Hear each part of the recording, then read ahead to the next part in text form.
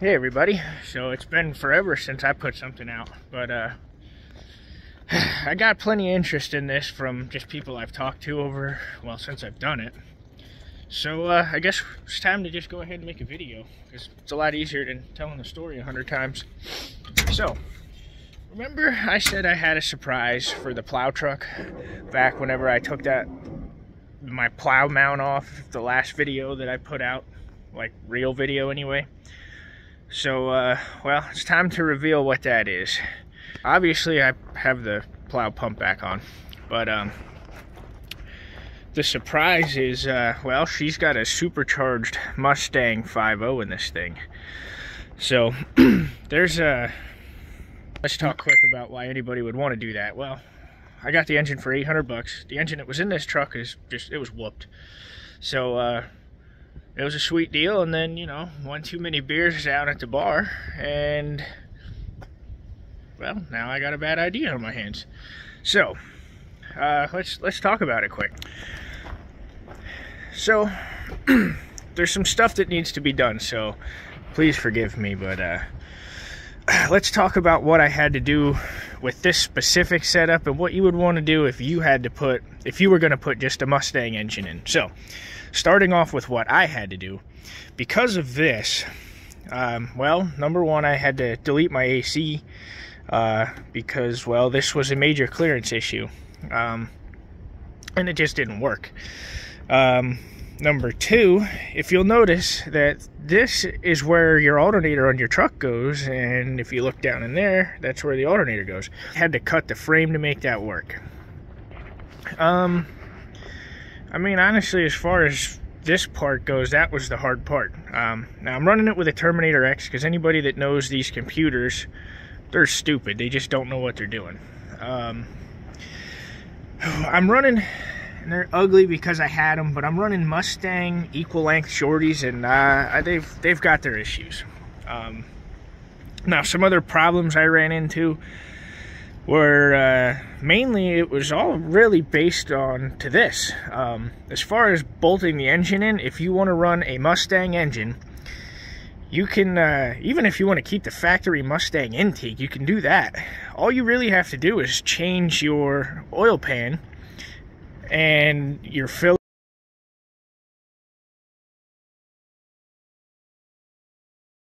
neck, and that'll bolt right in. This is all extra stuff that had to be moved because of that. Now, that said, you could turn, if you wanted to run the Mustang intake, you could turn that around. A lot of guys do it because they work better than the truck intake. They don't flow as well, but that helps create torque. Now, if you're in a super high RPM situation, then yeah, you want you know, the bigger ports like on a truck has, but that's not an argument for today. Now, like, obviously I got a t-shirt stuffed in there for now, but that's just to keep air from flowing, because I haven't really come up with a good way to block off where I mounted the the PCM, the Terminator X. I want to tidy some of that wiring up a little bit, but I'm going to actually, I think, take all this back off, because there's a few plugs I'm not using. So I just pull it apart and unpin them from the harness, because I'm not going to need them. I could make a whole separate video on the Terminator X alone, but if that's something you guys want to see, let me know. But I'll show you where I mounted it quick. It's mounted right in there. Something else I had to do, and I don't know if I have any footage of that, was I had to upgrade the fuel pumps, and again, that's all based on that. I had to come up with a way to mount that coil, which that bracket, if I remember right, came off of a 464 at a junkyard, or a fuel injected one. It actually works out really good for that, because the truck intake, or the truck intake overhangs that way, like you guys will know, but the coil mounts onto the valve cover kind of right there somewhere. So that was something I had to overcome. Another thing I had to overcome was I have to use these Mustang fuel rails. So what I ended up doing was getting some parts, and anybody that's interested in any of this stuff, just drop a link, or drop a comment, and I'll try to do my best to figure out how to put links for the stuff I bought. But I had to get some Russell parts and some AN lines for anybody that knows this stuff. But I ran up the back of the engine and right to there, because that's where the Mustang stuff works. I also ran the Mustang style heater core tubes, which actually works out pretty nice, but I gotta clean that up a little bit. But I had an idea, I just never got to it yet. Again, this is a work in progress. So the equal length headers, they create their own problems. They do fit, but you gotta beat the ever-loving crap out of this side. And this side actually fits pretty good, but they get too close to the spark plug boots and then that eats them up. What am I doing to keep this cool? I'm running, these are fans out of a Chevy Equinox. Now, I know the Lincoln fan is the much better option for this, but I couldn't get one out of the junkyard easy enough, and I didn't want to buy a new one, mainly for mock-up purposes. But I brought this home, it worked. I figured I'd throw it on and try it. It works fine. It keeps the truck cool, no problems, other than I have a coolant leak. So as long as I keep my eye on that, and that's right in here on this little guy, in the joint there. So I got to get a new one of those, but no big deal. I'm running it through a dual in, dual out cherry bomb vortex exhaust. So we're gonna go ahead and fire this thing up, and I'll let you let you listen to it for a second. And we'll go in and try and get this video edited up.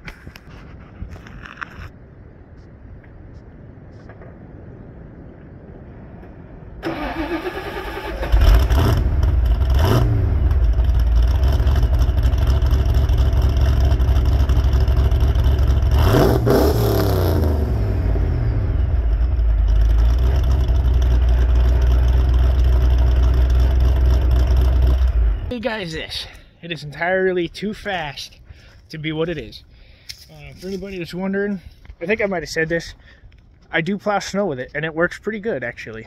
But anyway, well, obviously you guys have seen that monstrosity, so if you want a video on that, leave a comment, give me a thumbs up if you like this, and anything you guys want to know more about that truck, go ahead and give me a comment and let me know what you want to see, and I'll make a video on it. Catch you on the next one.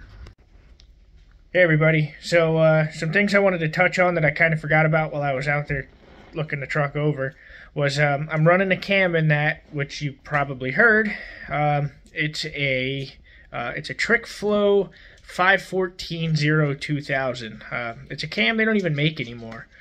I think it works out to be something like a Trick Flow Stage 1, but I really don't know. I didn't look both of them up to compare that, but here's what my duration and stuff is. It's like 285 and 291 for duration. It's 112 lobe separation, and it's 499 and 510 lift. So it works pretty good. It comes on around $2,000, falls off on $5,000. Works really good in that truck. With the gears, it works. A couple other things I wanted to touch on quick that I'm sure people are going to wonder is, why would you put a Mustang engine in a truck, and how well would it work? Well, a Mustang, even if you went with just a stock Mustang HO50 out of a truck, they're a roller cam with a much more aggressive setup. They make more torque. They make more power all around. They're 210 horsepower, I think. A truck's 185 or something, or 170. And the truck also has lower compression than a Mustang, which also helps. So that's kind of one reason. Another reason is, don't be afraid of it. There's no real downfall to it that I've found. I still use it like a truck every day. I plow snow with it. I haven't really had to tow a trailer yet, but I do plan on setting it up to tow the gooseneck for lighter stuff that truck will handle, because it's still only a 302 after all. I don't really know what kind of horsepower I'm making. I'm guessing maybe the mid-3s, but I can't prove that until I get it on a dyno.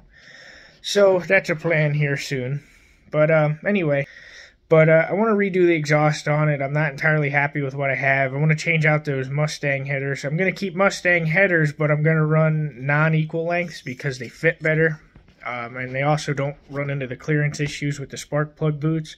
It's not that they hit, but they're too close. And then there's just some other stupid odds and ends to fix up. Like, I only have defrosters because I got ahead of myself. Didn't tie in all the vacuum lines for my heater controls, which it doesn't matter. I still have heat. Defrost is the important one, but it does make it kind of a pain. So just little stupid stuff like that. I've been driving it for, I don't know, I think I got that truck maybe done in July. So I've been driving it quite a while now. It's February. So it works great. I love it. It's definitely fun. I got some other stuff coming up for it. I got a locker that I'm going to throw in the rear, and I got some traction bars. And if all that goes well, I might throw something in the front and get that a true four-wheel drive like my other truck is, either a limited slip or one of those Eaton True Tracks. So, I don't know. Be on the lookout for that stuff. I got to try and get back into this whole filming jig. So, again, catch you on the next one.